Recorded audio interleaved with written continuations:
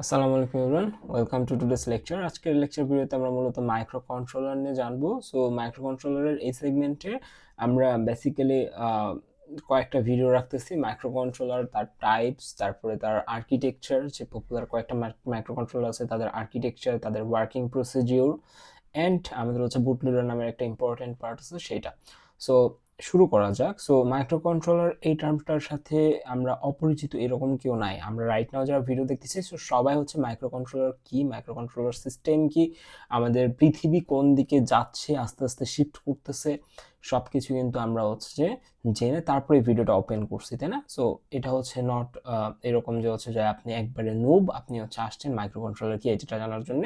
যদি এই কারণে এসে থাকেন তাহলে এই ভিডিওটা ওই জন্য না, এটা হচ্ছে মাইক্রো কন্ট্রোলারের আরো এনডেপথে আমরা ঢুকবো। ওকে, সো মাইক্রো কন্ট্রোলার একটা ফর্মাল ডেফিনেশন লেখা আছে, a microcontroller is a compact self-contained computing chip designed to control specific devices or systems। ঠিক আছে, তাহলে কি মাইক্রো কন্ট্রোলার হচ্ছে একটা কম্প্যাক্ট মানে ছোট and self content computing chip, যার নিজের কি আছে কম্পিউটিং চিপ আছে, designed to control specific devices or systems, যে কোনো একটা স্পেসিফিক ডিভাইস বা সিস্টেমকে কন্ট্রোল করার অ্যাবিলিটি সম্বলিত। সো এটা আমরা মাইক্রো কন্ট্রোলার হিসেবে জানি। এই মাইক্রো কন্ট্রোলারের ভিতরে কি কি আছে? এই মাইক্রো কন্ট্রোলারের ভিতরে একটা মাইক্রো প্রসেসরের মতো একটা হচ্ছে আমাদের হচ্ছে ইন্টারফেস বা হচ্ছে আমরা আর্কিটেকচার পরিলক্ষিত করতে পারি। যেমন হচ্ছে এটা কি ক্যারি করে, এটা একটা সিপিইউ ক্যারি করে যেটা তার মেইন প্রসেসর, তারপর হচ্ছে মেমোরি ক্যারি করে, তার ইনপুট আউটপুট ইন্টারফেসেস আছে। সো এই পার্টগুলো কিন্তু আমরা মাইক্রো প্রসেসরের মধ্যে দেখেছিলাম। মাইক্রো প্রসেসরে কি ছিল, একটা সিপিইউ ছিল, বা আমাদের মেইন হচ্ছে যে কন্ট্রোল ইউনিট বা এক্সিকিউশন ইউনিট সেগুলো সম্বলিত একটা হচ্ছে সিপিইউ ছিল, ইনপুট আউটপুট সেকশন ছিল, মেমোরি সেগমেন্ট ছিল। সো মাইক্রো কন্ট্রোলারের ক্ষেত্রে কিন্তু আমরা সেম জিনিসটা দেখতে পাচ্ছি। সো মাইক্রো কন্ট্রোলার কি? মাইক্রো কন্ট্রোলার হচ্ছে একটা compact self content computing chip designed to control specific devices or systems. Fine, inside a small package কি কি আছে বলে দিচ্ছে। সো এটা আমরা একটা মাইক্রো কন্ট্রোলারের কথা চিন্তা করতে পারি। এটার ভিতরে কি কি আছে? সিপিইউ আছে, রোম আছে, ইনপুট আউটপুট আছে, ডিএসি আছে, digital to analogue converter, ADC analogue signal to digital signal converter, clock, RAM, আমাদের সবকিছু আমাদের এই মাইক্রো কন্ট্রোলারের সাথে আছে। সো এটার নাম কেন মাইক্রো? এটার একটা উদাহরণ হচ্ছে আমরা এই এক্সাম্পলটা থেকে দেখতে পারি যে এখানে আমাদের একটা কয়েন আছে, দুইটা কয়েন আছে অ্যাকচুয়ালি। দুইটা কয়েনের মধ্যে আমরা দেখতে পাচ্ছি যে এটা আমাদের একটা মাইক্রো কন্ট্রোলার, এটা একটা মাইক্রো কন্ট্রোলার। সো আমাদের যুগের পরিবর্তনের সাথে সাথে মাইক্রো কন্ট্রোলারগুলো ইভলভ হইতে হইতে একবারে কতটা ছোটতে পরিণত হয়েছে আমরা এখানে দেখতে পাচ্ছি, যে একটা কয়েনের সাপেক্ষে একটা মাইক্রো কন্ট্রোলারের তুলনা করলে এখান থেকে বোঝা যাচ্ছে। ফাইন, সো এই হচ্ছে আমাদের মাইক্রো কন্ট্রোলার। সো এটা হচ্ছে বেশ কিছু নাম দিয়ে দিয়েছে, যে লেফট থেকে যদি আমরা বলি, লেফট থেকে সর্বপ্রথম যেটা আছে পিআইসি 125 সো এইভাবে আমরা নামকরণগুলো এখানে করা আছে। সো এগুলো একটু দেখে নেবেন, এগুলো পরীক্ষাতে কখনোই আসবে না বা আপনার জানানোর দরকার নাই।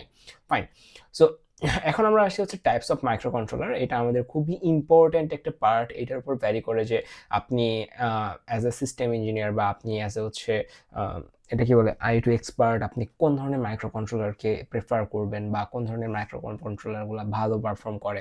ঠিক আছে, সো টাইপস অফ মাইক্রো কন্ট্রোলারে আমরা বিভিন্ন ভাগে বিভিন্ন টাইপে ভাগ করতে পারি। যেমন হচ্ছে আমাদের 8 বিট মাইক্রো কন্ট্রোলার আছে, 4 বিট মাইক্রো কন্ট্রোলার আছে, 16 বিট আছে, 30 বিট আছে। ঠিক আছে, সো কোনো একটা মাইক্রো কন্ট্রোলারকে আমরা কেন 4 বিট, 8 বিট, 16 বিট, 32 বিট বলতেছি, এইটা হচ্ছে একটা কোশ্চেন হইতে পারে।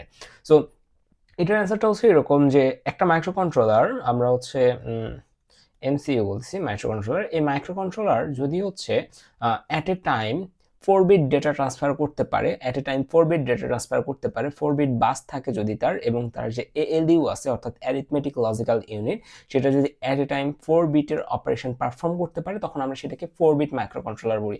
Same for 8 bit micro controller. একটা মাইক্রো কন্ট্রোলার যদি তার বাসের উইথ যদি হচ্ছে 8 বিট হয়, অর্থাৎ at a time 8 bit data নিয়ে সে যদি হচ্ছে এখানে ক্যালকুলেশন করতে পারে, ট্রান্সফার করতে পারে, এবং তার এএলইউ যদি এই 8 বিট ডেটার সাথে হচ্ছে ক্যালকুলেট করতে সক্ষম হয়, তখন আমরা সেটাকে 8 বিট মাইক্রো কন্ট্রোলার বলতেছি।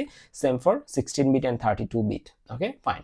এরপরে আমাদের আছে হচ্ছে মেমোরি অর ডিভাইসেস। মেমোরির অবস্থানের উপর ভিত্তি করে আমরা একটা মাইক্রো কন্ট্রোলারকে এমবেডেড বলতে পারি অথবা এক্সটার্নাল বলতে পারি। যেমন এটা একটা যদি মাইক্রো কন্ট্রোলার হয়, মাইক্রো কন্ট্রোলার বোর্ড হয়, এইখানেই যদি আমাদের সিপিইউ টিপিইউ থেকে শুরু করে মেমোরি টেমোরি সব কিছু যদি আমাদের এই মাইক্রো কন্ট্রোলারের ভিতরেই থাকে, তখন আমরা এটাকে কি বলতেছি? Embedded memory micro controller, embedded memory micro controller, অর্থাৎ ওই একটা সিঙ্গেল চিপের উপরে বা সিঙ্গেল বোর্ডের উপরে সব কিছু আছে, মেমোরি থেকে শুরু করে তার যেসব জিনিস দরকার পেরিফেরাল ডিভাইসেস সবগুলো এখানে আছে, তখন আমরা বলতেছি এমবেডেড। এমবেডেড মানে কি একটার ভিতরে এমবেড করা আছে। এক্সটার্নাল কি, এক্সটার্নালে আমরা বুঝতে পারতেছি যে আমাদের মাইক্রো কন্ট্রোলার সিপিইউ বা আমাদের প্রসেসরটা আলাদা, মেমোরি ডিভাইসটা আলাদা, সো তারা হচ্ছে ওয়্যারিং বা অন্যান্য মাধ্যমে কি থাকতে পারে, কানেক্টেড থাকতে পারে, তখন আমরা সেটাকে বলতেছি external memory devices micro controller. এরপর ইনস্ট্রাকশন সেট, আমরা হচ্ছে এই দুটো টার্মের সাথে পরিচিত, রিস্ক অ্যান্ড সিস্ক। রিস্কের মানে হচ্ছে রিডিউসড ইনস্ট্রাকশন সেট কম্পিউটিং, সিস্কের মানে হচ্ছে সিস্কের মানে হচ্ছে complex instruction set computing. So এই দুইটা সম্পর্কে আমরা বিশদ আলোচনা করব আমাদের পরের হচ্ছে যে স্লাইড আছে, পরের স্লাইডে সিস্ক এবং রিস্ক সম্পর্কে বিশদ আলোচনা হবে। সো মেমোরি আর্কিটেকচারের ভিত্তিতে আমরা আবার হচ্ছে যে মাইক্রো কন্ট্রোলারকে দুই ভাগে ভাগ করি, হার্ভার্ড অ্যান্ড ভন নিউম্যান, এই দুইটা সম্পর্কেও আমাদের হচ্ছে বিশদ আলোচনা হবে। সো এইখান থেকে আমাদের একটা কোশ্চেন আসতে পারে যে রিস্ক ভার্সেস সিস্ক ডিফারেন্সিয়েট করো, যে কোনটা বেটার, রিস্ক নাকি সিস্ক মাইক্রো কন্ট্রোলারের ক্ষেত্রে। আবার আমাদের আসতে পারে মেমোরি আর্কিটেকচার থেকে হার্ভার্ড আর্কিটেকচার আর ভন নিউম্যানের মধ্যে কোনটা বেটার, বা এই দুইটার পার্থক্য কি, দুইটার ফান্ডামেন্টাল জিনিসগুলো দেখো। সো আমাদের এখান থেকে এইটা বেশি ইম্পর্টেন্ট অ্যান্ড এইটাও বেশি ইম্পর্টেন্ট। ওকে, সো embedded microcontroller এখানে বলা আছে, embedded microcontrollerটা দেখি, an embedded microcontroller is a microcontroller that lives inside a large system dedicated to performing one specific task. So এগুলো হাবিজাবি লেখা আছে, এগুলো পড়ে নেবেন। embedded microcontroller, embedded microcontroller সাথে আবার যেন embedded memory microcontroller মিলাই ফেলেন না, এটা embedded microcontroller আর এটা হচ্ছে embedded memory microcontroller।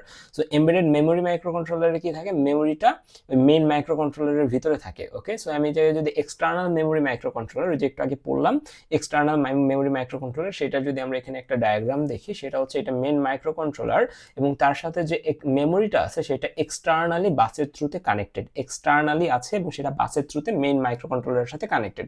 সো এটা হচ্ছে এক্সটার্নাল মেমোরি মাইক্রোকন্ট্রোলার।